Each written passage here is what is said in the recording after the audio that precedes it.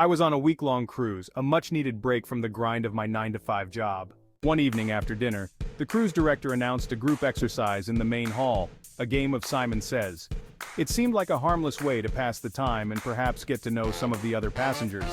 I joined the throng of people, laughing and joking as we prepared for what we thought would be a fun, nostalgic game from our childhood. The game started off innocently enough. "Simon Says touch your nose!" the director called out, and we all complied, chuckling at the simplicity. "Simon Says hop on one foot," he continued, and we obeyed, our laughter filling the hall. The game went on, the commands becoming slightly more complicated but still playful.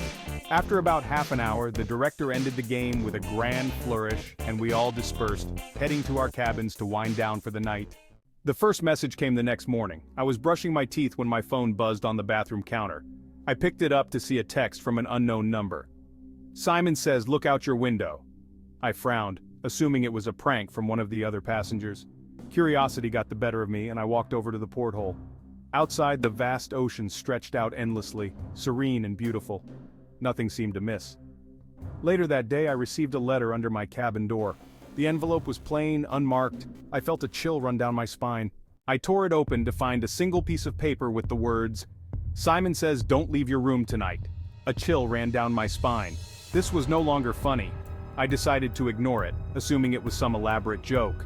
That night, as I lay in bed, my phone rang. The caller ID showed another unknown number. I answered, my heart pounding in my chest. A distorted voice whispered, "Simon Says turn off your lights."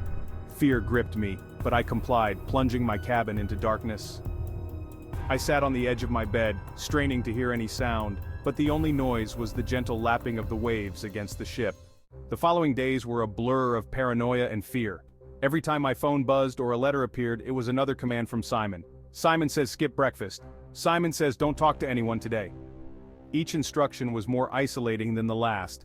I tried to confide in a few of the other passengers, but they brushed it off, saying I was overreacting. One evening I returned to my cabin to find the mirror in the bathroom fogged up, as if someone had taken a hot shower.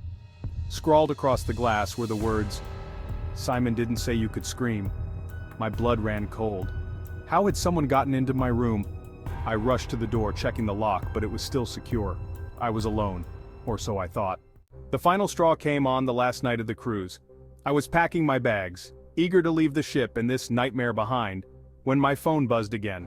I glanced at the screen, my heart sinking as I read the message. "Simon Says go to the engine room." I had no intention of following this command, but something compelled me to comply. I made my way through the labyrinthine corridors of the ship, descending deeper into its bowels. The engine room was a dark, foreboding place filled with the constant hum of machinery. I hesitated at the door, my instincts screaming at me to turn back. But before I could decide, a hand clamped over my mouth and I was dragged inside. The last thing I saw before everything went black was a figure in the shadows, a cruel smile playing on their lips. "Simon Says goodnight," they whispered, and then there was only darkness. When I woke up, I was back in my cabin, the ship docked at our final destination. My head throbbed and I had no memory of how I got there. My phone lay on the bedside table, a single message waiting for me. "Simon Says this isn't over." Have you ever experienced anything like this? Post your story in the comments. Oh, and one more thing. Simon Says like and subscribe.